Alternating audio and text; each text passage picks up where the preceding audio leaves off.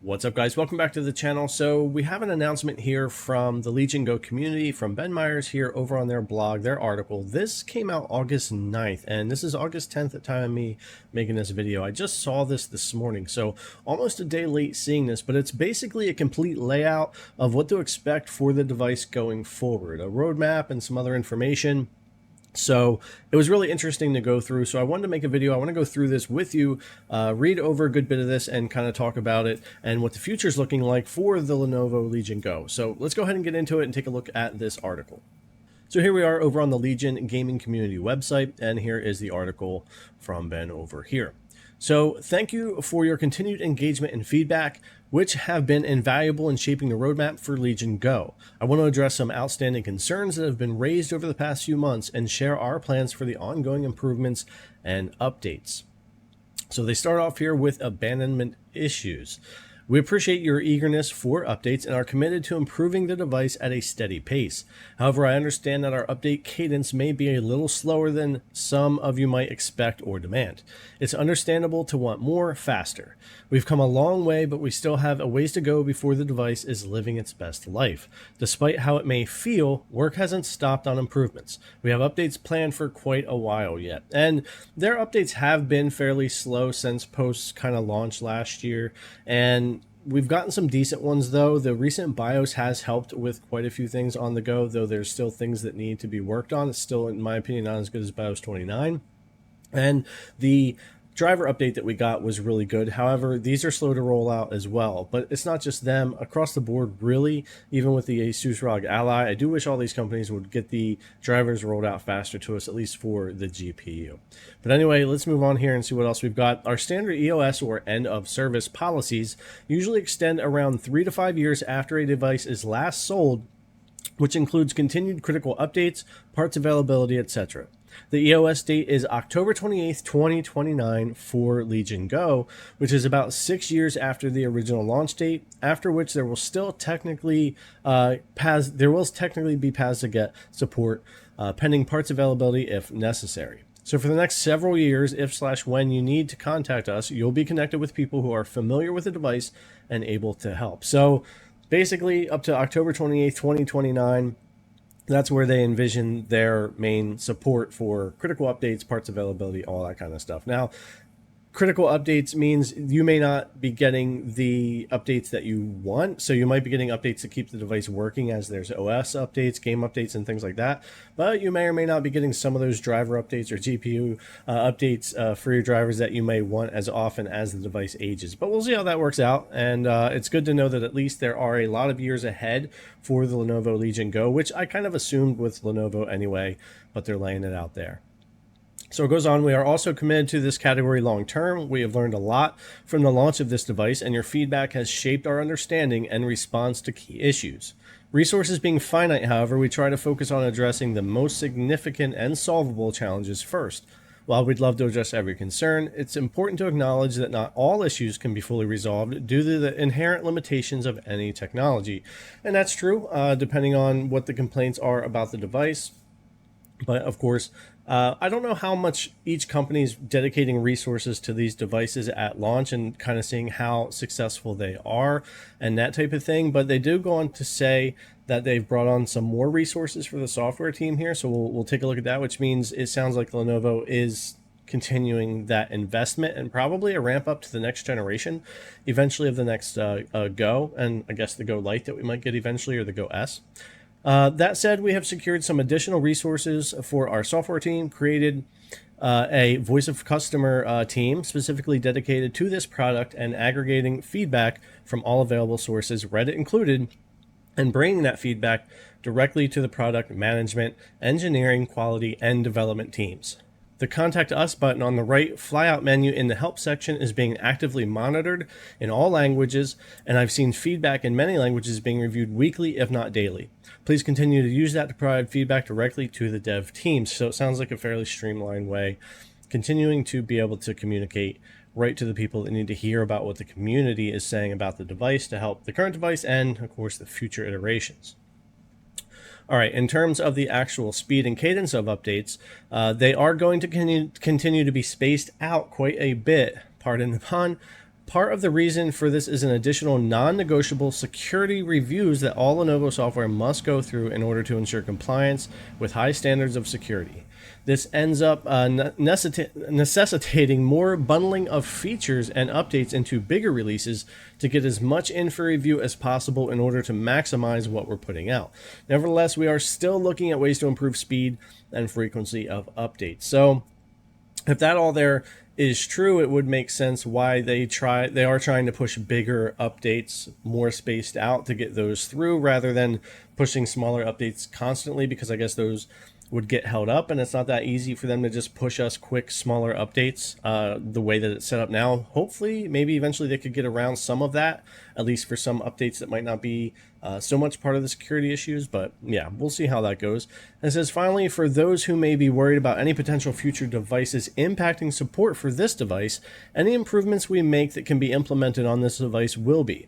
In other words, there will be continued focus on backwards compatibility to the extent possible if and when that becomes necessary. So they release a Legion Go Lite or S, the Lenovo Legion 2 or Pro, whatever the next generation is, that kind of stuff. There's still support for the original Legion Go, at least for the years that they've laid out there. All right, so they have a quick part here about transparency. While many of you appreciate our openness about the development process, I understand that some may feel frustrated when plans change or are delayed. These updates are intended to keep you informed about what we're actively working on, not as firm promises. But to provide insight into our intentions and priorities, it's important to note that these plans can and do evolve based on a range of factors, which is one of the reasons this kind of transparency isn't more commonplace.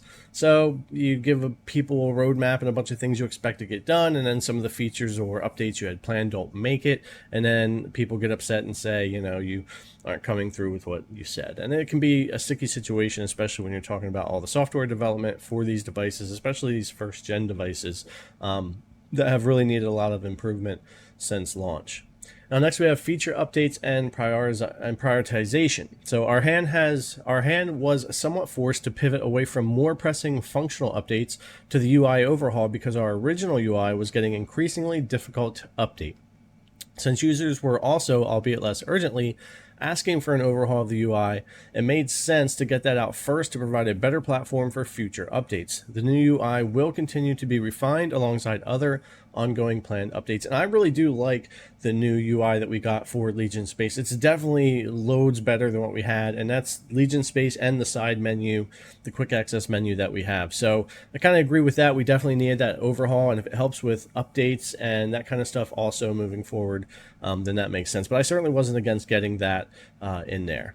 Two of the more important things we hope to have added to the next major update are FPPT and SPPT support for full TDP control and gyro calibration. I don't know yet firsthand how robust those implementations are going to be, but if there is need for improvement after release, we will continue to work on it. I know those two items have been heavily featured in my previous updates, and like you, I wish they were already implemented, but fortunately they remain high priorities for the next big update. And I know a lot of people have been asking for this too.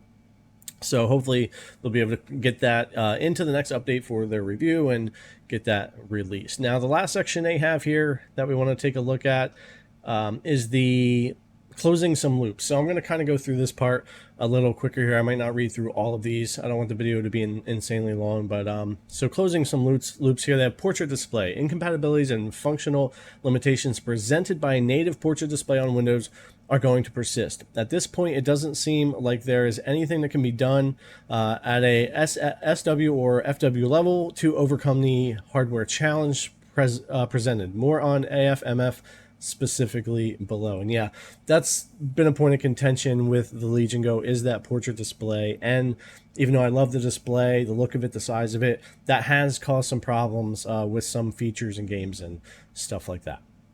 Mouse DPI settings seem to be more confusing about implementation. You have to turn FPS mode on with the switch on the right controller for the DPI settings to appear in space, but it is there in the configuration settings for the controllers. Yeah, so if you're not already in the mode and you're trying to make those settings changes, it won't pop up unless you actually turn that on. SD card stutter, we worked with both SD reader vendors and our ODM and in-house engineers, and just about everything that can be done about this has been. Updated drivers have been released to Space/Windows Update that minimize SD card sleep and wake times, and instructions on how to disable modern standby have been made available. So I really only use my SD card for a lot of emulation and older retro games and stuff, so I haven't had a lot of issue with this, but you guys can let me know if the SD card stutter issue has been persistent for you and caused you issues. And the next section is the LT/LS interference with the lower dead zone settings here. I'm going to kind of skip through that, but that's something that they're going to be addressing. Minimize space to the system tray, something a bunch of people have been asking for a while, so when you minimize, it's not just there on the bar, so that's on there. Additional customization options for space. It says both cosmetically and structurally. This is, of course, the ultimate intended direction we're headed in, but it will take time as they are working on functional updates. Desktop mode. Other devices that have this don't have a trackpad. Yeah, I know there's been some discussion about having desktop mode and gamepad mode and all that, but the device seems to do a really good job since there's a trackpad and everything going between the two. But I have heard some people have some issues that kind of wanted some options there. Joystick diagonal input speed, another section they're going to be working on here. BIOS settings accessible through space.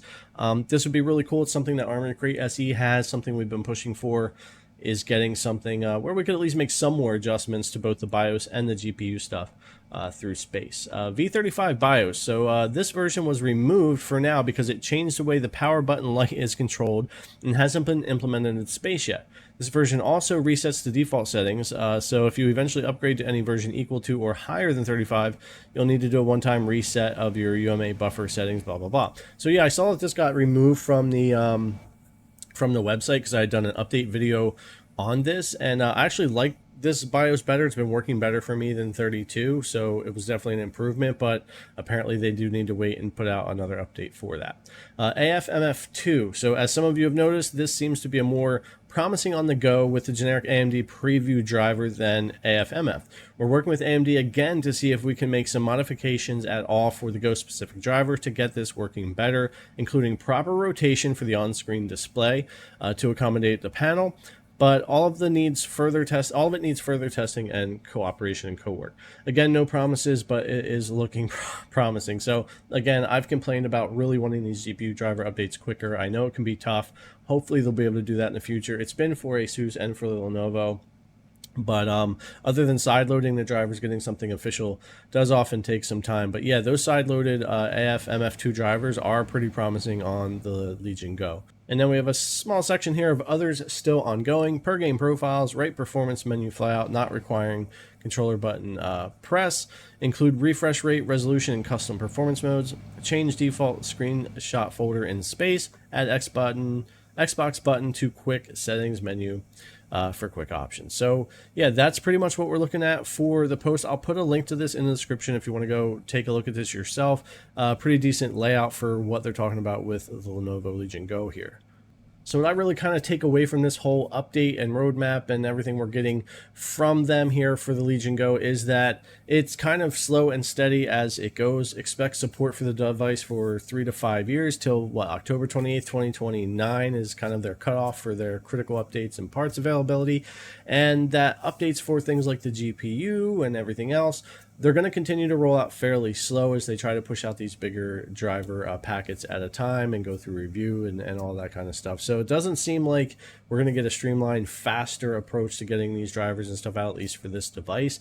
Does sound like they're bringing on some more help on the software side and stuff like that, maybe to move things forward. And I'm sure Lenovo is looking at maybe the Legion Go Lite or S that everyone's been talking about, and also the next generation of the Legion Go down the road. So everything they're learning from this device will hopefully be implemented to that, and we can kind of get those things moving quicker. But a lot of these Gen 1 devices has been slow when it comes to certain updates, especially those GPU driver updates, which is something in the gaming community we really do want pretty quickly, especially when new games come out and updates fix something that keeps the game from working or running at its full potential. It happens all the time.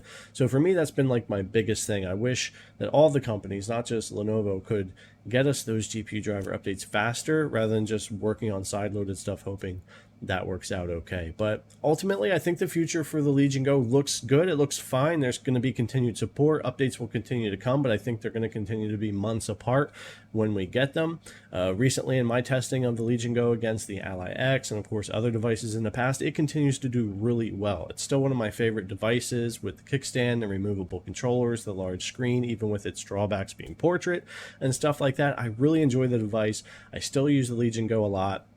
I'm looking forward to more updates though, because it needs more work. It just does, between space and the BIOS and the GPU drivers and all that.